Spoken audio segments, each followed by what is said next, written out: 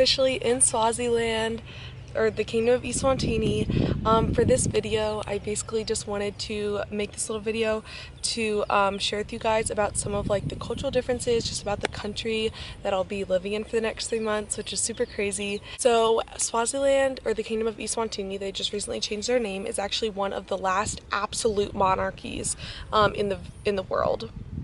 They have a king. He was chosen in 1986, and his father was king, but there are some other things. It's not just like the firstborn son is the king. From what the woman told us, one of our hosts, she said that they have to meet like certain requirements and they're kind of chosen as king. This current king, I cannot say his name, as many of the names here, but he actually has 50 wives and 25 kids, which I'm sure that will keep growing. Yeah, he's worth $100 million. However, he is worth $100 million, but he's also criticized for his wealth, just that he is so wealthy and he has so many nice homes where so many people in his land are suffering. We were told to never say anything though against the king, because the Swazis here have a lot of respect and love for their king. They may be living in a not so great area, they may not have a whole lot, but they still adore him.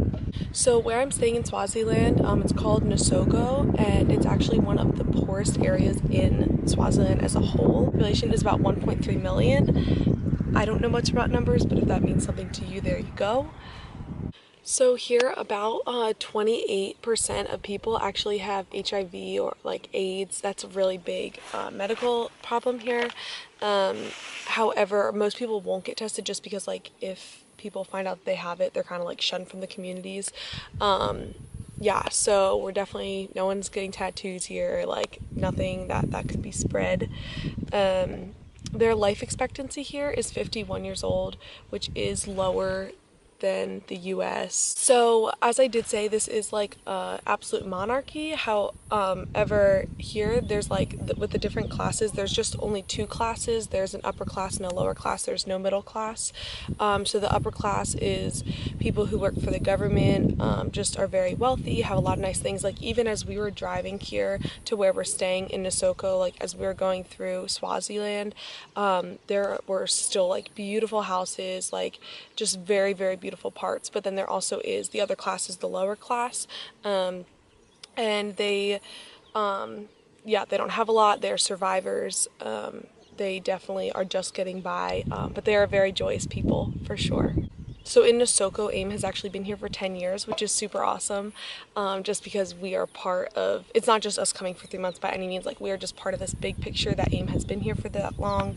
Obviously God has been here so much longer than that. So just about the Swazi people, as I said, they are extremely joyous people, even though they may not have a lot.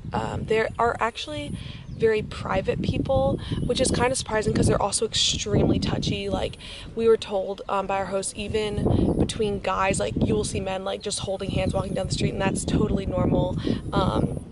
So they're very, very touchy people, which like is great because like they love hugs and they love to hold your hand and everything, but they also are very private people. They don't talk a whole lot about their private lives, which is interesting because though they are very touchy like between each other, once you're like married or dating, like between like husband and wives, or like boyfriend girlfriend or anything like that, they will not touch each other in public. It's considered like really disrespectful to those around them, so there's like no PDA or anything like that.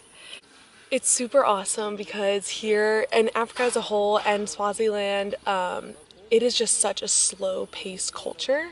It's so people-oriented. You know, we might have like a meeting at 11 with some people, and like it may not start till 11:30, 12, and because maybe they were talking to someone else, which is really cool, just because like when you're with someone, like they are like the most important person for you to talk to. Like you don't worry about the future, which has actually been really neat, and just so different from America, just, and even from my own life. Like I always have everything scheduled out, like what am I doing next, what is this, blah, blah, blah. So that's been really nice. I actually got to call my parents yesterday for the first time, which was cool, and it was so fun to get to talk to them and hear their voices. but it's only been a week since I haven't talked to them, but it's felt like a month because everything is just so slow paced. So for our dress code, we are definitely, we're dressing more reserved. So that means that us girls, whenever we go out of our like bedrooms, like if we ever walk out, we have to be in a skirt. Our knees always have to be covered. We can wear like, we can show our ankles. But yeah, our knees always have to be covered in skirts. So that's definitely different than home. But it hasn't been bad by any means. It's just different. Whenever we go running, we are allowed to wear we have to wear leggings and shorts over. So that's quite a look. But other than that, we're always in skirts, always have our shoulders covered. And a lot of that is like, we'll see like locals here and they're not covered, like their knees aren't covered by any means, but AIM just really wants us to be living like above AIM just really wants us to be living above reproach. So as to respect that, we just cover our knees, our shoulders. It is really hard though, because like being in a skirt all the time, because I just don't really wear skirts at home, and like most of the other girls don't, so it's just been like very different, and like you're sitting like crisscross applesauce is super duper disrespectful, so you're not allowed to do that. So we always have to sit with like our legs straight out or like them bent to our side. So that has been interesting getting used to.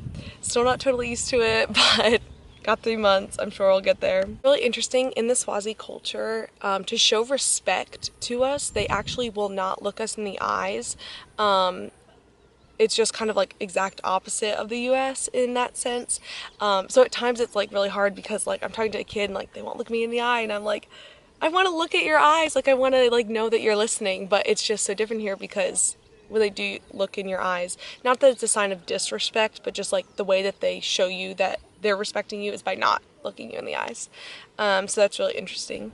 So here the older women are very, very respected, in a sense of like whenever we go somewhere, whether that's like church or our care points where we're doing ministry, we always go greet them first, whether that's shaking their hands or hugging them, like whatever it is, greeting them first is your first initiative before talking to the kids, talking to anyone else. Or when we do greet people, it's typically a handshake, or sometimes it's a handshake into a hug, but when they do handshake, they always use the right hand, and their left hand actually goes to their elbow like this.